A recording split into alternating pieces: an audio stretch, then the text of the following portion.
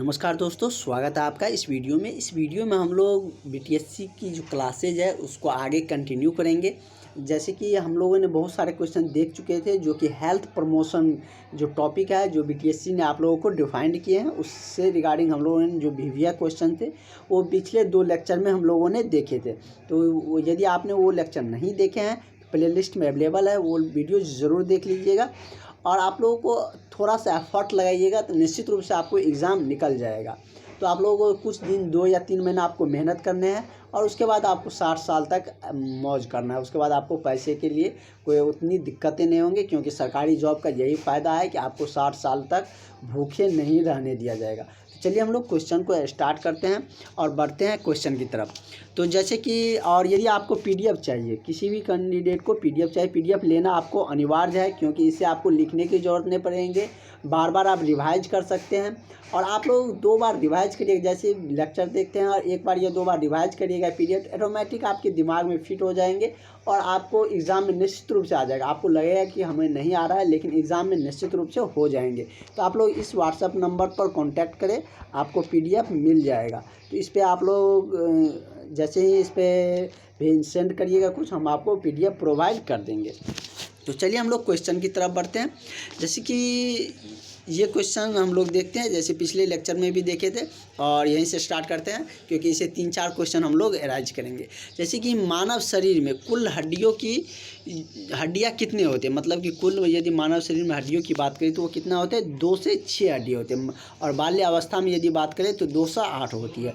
वही हमने हड्डी से रिगार्डिंग और भी क्वेश्चन इसमें देखे थे कि हड्डी में मतलब यदि हम उसको बनने के फॉर्मेशन की बात करें तो कैल्शियम उसका जो फॉर्मेशन जो बनता है उसका मुख्य सहायता करते हैं। उसके बाद दांत में भी कैल्शियम का ही मात्रा होती है। वही यदि हम बात करें हड्डी के रिगार्डिंग एक और क्वेश्चन की, जो यदि आपसे पूछा जाए कि मानव शरीर की सबसे छोटी हड्डी क्या होती है, तो कान की स्टेपिज हड्डी होती है। वही बड़ी हड्डी की बात करें तो फीमर होती है, जो कि जांघ में होती है। नेक्स्ट क्वेश्चन है कि कुल केशिरुकाओ जो केशिरुकाओ होती है उसकी संख्या कितनी होती है। हमारे शरीर में कुल जो केशिरुकाएँ होती है वर्टिब्रेट जो होती है उसकी संख्या कितनी होती है। तो उसकी हम यदि बात करें तो आप लोगों को जो मानव शरीर में पाया जाता है वह कितना होता है, 33। कितने होते हैं, 33 उनकी संख्या होती है। पसलियों की संख्या आप लोग जानते भी होंगे, जैसे कि कह रहा है कि मानव शरीर में कुल पसली की हड्डियों की संख्या, मतलब कि जो हड्डियों में पसली होती है उनकी संख्या कितनी होती है। तो मानव शरीर में कुल 24 पसली जो हड्डियों की पसली होती है उसकी संख्या पाए जाते हैं। ये सब क्वेश्चन बहुत ही इजी क्वेश्चन है।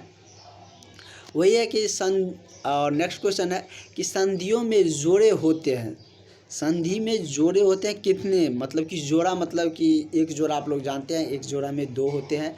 उसी तरह से कह रहा है कि संधियों में कितने जोड़े होते हैं या जोड़े होते हैं, कहने का वही मतलब है कि कितने जोड़े हैं या जोड़े होते हैं। तो वो उसमें कितने होते हैं, 2 जोड़े होते हैं। 2 जोड़े का मतलब 2 प्रकार के जोड़े उसमें होते हैं।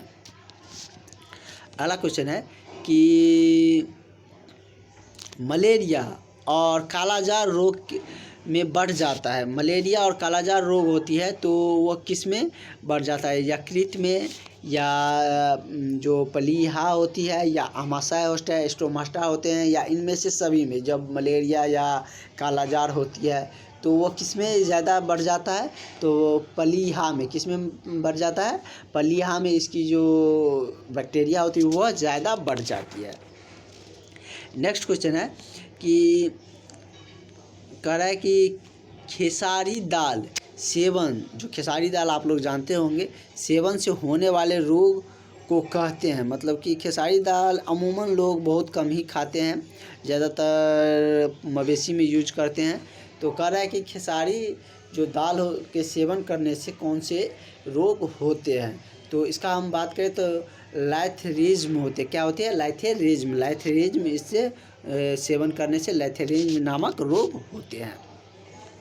वही यदि हम बात करें कि त्वचा का बाहरी तह को क्या कहा जाता है, जैसे कि आप हम सबका जो त्वचा होती है, जो शरीर की जो बाहरी आवरण है, वह कह रहा है कि बाहरी आवरण को क्या कहा जाता है। जो त्वचा के बाहरी तह होती है उसमें इसमें क्योंकि त्वचा में बहुत सारे तह होती है, ऐसी नहीं है कि एक ही लेयर से बने होते, बहुत सारे लेयर से बने होते हैं। तो उसके बाहरी लेयर को क्या कहते हैं? तो उसके बाहरी लेयर के हम यदि बात करें तो उसको हम लोग एपिडर्मिस कहते हैं। क्या बोलते हैं? एपिडर्मिस। जैसे कि एपिडर्मिस आप लोग ऑप्शन नंबर इसका क्या हो जाएगा? ऑप्शन नंबर सी हो जाएंगे। तो इससे आपको हेल्थ प्रमोशन से भी आप लोगों को 3 से 4 क्वेश्चन देखने को मिलेंगे। इससे बहुत ज़्यादा क्वेश्चन नहीं देखने को मिलेंगे। और जिस टॉपिक से जितने क्वेश्चन अराइज होते हैं, जितने क्वेश्चन पूछे जाते हैं, हम आपको बता देंगे कि इस टॉपिक से इतने क्वेश्चन आते हैं और इससे इतने क्वेश्चन आते हैं, ताकि आप लोग उस टॉपिक पे अमूमन ज़्यादा ध्यान केंद्रित कर सके, क्योंकि आपको कम समय में अच्छे मार्क लाना है। और उसी को स्मार्टली पढ़ाई बोलते हैं, जो कि आपको बहुत अच्छे से, क्योंकि बहुत ज़्यादा समय भी आपको नहीं दिया जाएगा। जिस तरीके से बिहार में एक और वैकेंसी LRC अमीन आया था, उसमें भी ऐसे ही हुआ था कि फॉर्म भरा गया था, उसके बाद उसका प्रोसेस भी हो चुका था, लेकिन उसके बाद क्या हुआ, सुधार भी हो चुका था। विंडो उसमें रेक्टिफायर जो विंडो होता है वो हो चुका था। उसके बाद उसमें एग्ज़ाम का पैटर्न लाया गया और उसके बाद 2 से 3 महीना बाद उसका एग्ज़ाम कंडक्ट करवाया गया। अभी फ़िलहाल में उसका एग्ज़ाम संपन्न हुआ है। तो आप लोगों को भी बहुत ज़्यादा समय नहीं मिलेंगे। जैसे कि अभी एग्ज़ाम का डेट फ़िलहाल नहीं दिया है, सिर्फ आप लोगों को सिलेबस दिया है, ताकि आप लोग निश्चिंत होकर पढ़ें, क्योंकि एग्ज़ाम का डेट आ जाएगा तो आप लोग हड़बड़ा जाइएगा। अभी एग्ज़ाम का डेट भी BTSC नहीं दिया है, तो बहुत ज़्यादा समय भी आप लोगों को नहीं मिलेंगे। तो आप लोग अच्छे से पढ़िए और पढ़े रहिएगा, तो आपको कॉन्फिडेंस, जितना अधिक पढ़े रहिएगा उतना आपको कॉन्फिडेंस मिलेगा। और बहुत ज़्यादा आपको मेहनत भी नहीं करना है। सिर्फ ANM की जो कोर्सेज में जो उनका सिलेबस है वही दिया गया है। ऐसा नहीं कि आप लोगों को GK GS मैथमेटिक्स या जो रीजनिंग है वो दे दिया गया है। तो बहुत ही डिफाइंड सिलेबस दिया गया है। तो जहाँ से जो क्वेश्चन मिलता है उसको पढ़िए, क्योंकि आपको जितना मेहनत करिएगा उतना आपको अच्छे होंगे। आपको मतलब मेरिट में अच्छा नंबर रहेगा, तो आपको ये नहीं रहेगा कि हम लोग छट जाएंगे, क्योंकि मेरिट आने के बाद भी बहुत सारे कैंडिडेट का रहता है कि हम छट जाएंगे या होगा या नहीं होंगे, क्योंकि उसमें बहुत ज़्यादा 30-35 हज़ार कैंडिडेट को उसमें सेलेक्ट करेगा, लेकिन होगा तो 10 ही हज़ार को। तो इस तरीके से आप लोग इतना स्कोर कर दीजिए कि आपको निश्चित रूप से हो जाएगा। तो आप लोग मेरे साथ जुड़े रहिएगा, तो निश्चित रूप से आपका सिलेक्शन होगा। और सिर्फ आप लोग PDF जो देंगे आप लोगों को, उसको आप रिवाइज करते रहिएगा और आज जो पढ़ाएंगे उसको आप देखिएगा, आपको निश्चित रूप से एग्ज़ाम निकलेंगे। नेक्स्ट क्वेश्चन है कि पहली सर्वाइकल जो वर्टिब्री को कहते हैं, पहली जो सर्वाइकल वर्टिब्री होती है उसको हम लोग क्या कहते हैं? तो उसको एटलस कहा जाता है। क्या कहा जाता है? एटलस। और नेक्स्ट क्वेश्चन की तरफ बढ़ते हैं कि साइनोसिस से होने वाले संक्रमण, जैसे कि बहुत सारा संक्रमण बीमारी होती है, तो वही कह रहा है कि साइनोसिस से कौन से संक्रमण होते हैं? संक्रमण मतलब कि ये होता है कि एक से दूसरे में फैल जाता है, जैसे सर्दी खांसी, ये सब भी क्या होता है कि जैसे वायरल फीवर सब हो गया, ये भी संक्रमण रोग है कि एक से दूसरे में भी हो जाते हैं। तो वही कह रहा है कि साइनोसिस से होने वाला संक्रमण क्या है? तो उससे संक्रमण क्या होती है?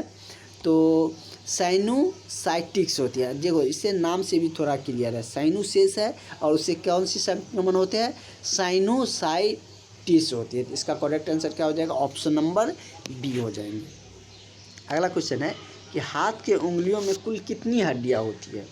जैसे कि हड्डियों की रिगार्डिंग हमने और भी बहुत सारे क्वेश्चन आपको बताए हैं, बहुत सारे जो उसके रिगार्डिंग क्वेश्चन अराइज हो सकते हैं वो हमने आपको डिटेल्स में बताए हैं। तो नेक्स्ट क्वेश्चन है कि जो हाथ की जो उंगली होती है उसमें कितनी हड्डियां होती है? तो हाथ की उंगली में अमूमन देखा गया कितनी हड्डियां होते हैं? तो 14 हड्डी होते हैं। कितना होता है? हाथ की हड्डी में 14 हड्डियां होते हैं। अगला क्वेश्चन हम लोग देखते हैं कि वृद्धावस्था में मूत्र से संबंधित रोग को क्या कहा जाता है? जैसे कि वृद्धावस्था में मूत्र से संबंधित जो रोग होती है, तो उन रोग को क्या कहा जाता है? जैसे कि पेशाब का रुकना या और बहुत सारा कुछ प्रॉब्लम आ जाती है या ब्लड निकलना। तो वही कह रहा है कि वृद्धावस्था में मूत्र से संबंधित जो रोग होती है उससे क्या कहा जाता है? तो उसको क्या कहा जाता है? प्रोस्टेट ग्लैंड्स कहा जाता है। क्या कहा जाता है? प्रोस्टेट ग्लैंड कहा जाता है। तो इसका आंसर क्या हो जाएगा? ऑप्शन नंबर A हो जाएंगे, कि इस प्रोस्टेट ग्लैंड जो वृद्धावस्था में जो मूत्र से संबंधित रोग होती है वो किस कारण से होती है या उसका क्या नाम होते हैं? तो प्रोस्टेट ग्लैंड होते हैं। अगला क्वेश्चन है कि नेक्स्ट क्वेश्चन हम लोग देखते हैं कि महिलाओं में मासिक धर्म चक्र एक क्या है, सामान्य प्रक्रिया है या बीमारी है या कमजोरी से होता है या इनमें से कोई नहीं। तो आप सबको पता है कि जो महिलाओं में मासिक धर्म है एक समान प्रक्रिया है, अमूमन सब में होते हैं। तो ये एक क्या हो जाएगा, समान प्रक्रिया है। ये एक रोग नहीं माना जाता, एक अमूमन जो नेचुरल फिनोमेना है जो कि सब में होते हैं। नेक्स्ट क्वेश्चन है कि महिलाओं को अधिक लौह युक्त आहार की ज़रूरत होती है, क्योंकि मतलब किस कारण से महिलाओं में अधिक लौह युक्त जो आयरन युक्त आहार होती है जिसमें आयरन की मात्रा ज़्यादा होती है उसकी ज़रूरत होती है। तो क्योंकि उसमें जैसे कि ऑप्शन की तरफ बढ़ेंगे, उसमें फर्स्ट ऑप्शन दिया गया है कि अधिक काम करती है या स्तनपात कराती है या प्रत्येक माह मासिक स्राव होता है या इनमें से कोई नहीं। तो अभी नेक्स्ट जो इससे प्रीवियस क्वेश्चन था उसमें आपने देखे कि महिलाओं में अमूमन जो नेचुरल फिनोमेना है वो मासिक चक्र होते हैं, तो उससे ब्लड जो निकलती है, इस कारण से उसमें महिलाओं में क्या लौह युक्त आहार जो आयरन की कमी हो जाती है उसकी ज़रूरत होती है। तो इसीलिए उस महिलाओं में क्या होती है कि लौह युक्त आहार की किस कारण से ज़रूरत होती है, तो प्रत्येक माह मासिक रक्त स्राव होने के कारण ही महिलाओं को प्रत्येक माह अधिक लौह युक्त आहार की ज़रूरत होती है। नेक्स्ट क्वेश्चन है कि नंगे पैर शौचालय जाने से रोग का संभावना अधिक होती है।